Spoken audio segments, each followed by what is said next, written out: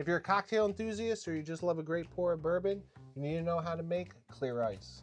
Why do we want clear ice? Why not just use that shit cloudy ice in our refrigerators? Well, one of the reasons is that it dilutes a lot slower. So the purpose of that, if you're getting a nice pour of that fancy whiskey you've been waiting to try for a couple months, it is going to water it down a lot slower so you can enjoy it and get the full flavor of the whiskey. Same thing with shaking and stirring. It's going to melt a lot slower so you can add an extra couple seconds onto that shake and get a nice ice cold cocktail.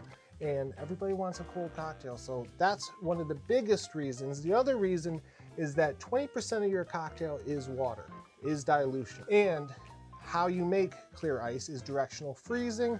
So it basically insulates the sides and pushes all the air bubbles and all the impurities to the bottom. So your cocktail and whiskey is going to taste a lot better because you're getting a pure H2O. Now we're going to need one of these bad boys, the same cooler that you use at your construction site or maybe going to the beach. This is the only method that I use because I feel like all the other gimmicky bullshit just doesn't really work. You're still going to get cloudy ice, and this is the method I use about every week to two because I use a lot of clear ice for my videos. Now, what type of water to fill it? You don't need distilled water. I use just regular spring water because I have water softener, so there's a lot of extra salt in the water, and you will just get a lot less clear ice. And I find that if you use spring water or bottled water, you get a lot more clear ice yielded out of the batch. You can see I left a couple inches from the top because it's going to expand when it freezes, and it's going to be a pain in the ass if it goes over that rim to try to get it out. Freezer for about 2.5 days. A smaller one, I would say about 1.5 to 2 days. All right, now I'm going to pop the sides, loosen it up,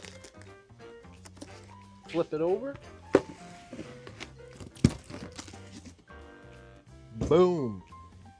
The middle is a bunch of water, so I'm just going to poke a little hole gently. Drain the water. Now we have a big block of clear ice. Now we're going to cut in cubes.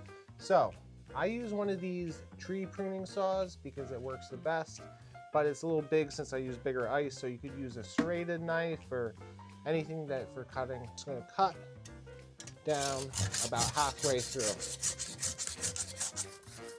Your mallet. Now you can take a straight edge knife, kind of clean up the sides so it fits in the glass nicely. And now I gotta clean up this mess, so I might as well make a drink before I do that. So we're gonna do a little maple old fashioned. 1 bar spoon of maple syrup, 2 ounces of bourbon. Hit it with 3 dashes of Angostura bitters. That might have been 4. Throw in a dash of chocolate bitters. Give it a stir. That hits the spot. Like, share, and all that bullshit. Cheers.